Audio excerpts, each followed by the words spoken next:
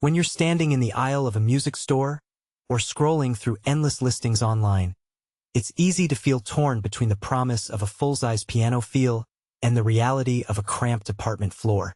You start wondering if a digital piano will actually sound good enough for practice, if the speakers will fill the room, and whether you'll end up paying for features you'll never use.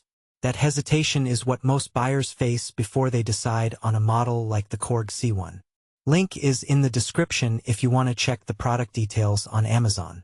In this review, I'll walk through what the C1 really offers in everyday use, where it shines, and exactly who should consider it as a home-friendly solution, and who might be better off looking elsewhere.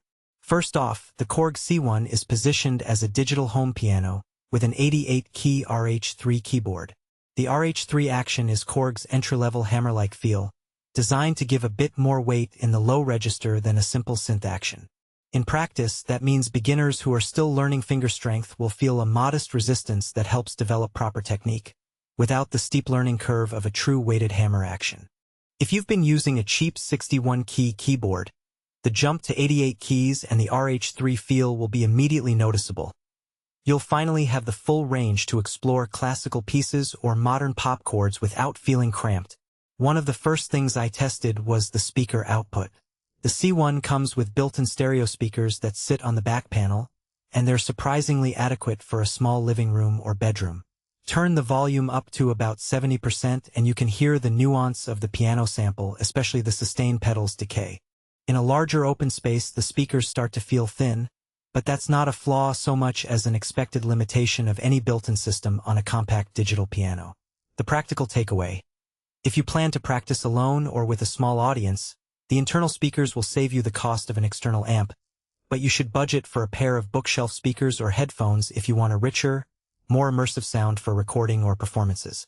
The C1's 30 sounds claim might sound like a lot at first glance, but the real value lies in how those sounds are organized and accessed. The piano patches are the most used, and they sit right at the front of the selection menu, making it quick to switch back after you've tried a strings or organ preset. The split and layer functions are straightforward. You can split the keyboard at any point and assign a different timbre to each side, or layer two sounds together for a richer texture. In my everyday practice, I use the split to keep a bright electric piano on the lower half for bass lines while keeping a classic grand piano on the upper half for melody. The layering, on the other hand, worked well when I wanted a subtle string pad beneath a piano lead during a jam session. The interface isn't flashy, but the simplicity means you won't waste time hunting through menus when you're in the middle of a song. Now, let's talk about the real-world setup. The C1 arrives as a ready-to-play unit: a sturdy stand, the keyboard, and a power cable. No extra pedals, no external sound module, no complicated assembly. If you already own a sustain pedal, you can plug it into the standard 1/4-inch jack on the back. Otherwise, the C1 includes a basic sustain pedal that feels solid enough for daily use. The footprint is compact, roughly the size of a standard upright piano, which makes it easy to fit under a desk or against a wall.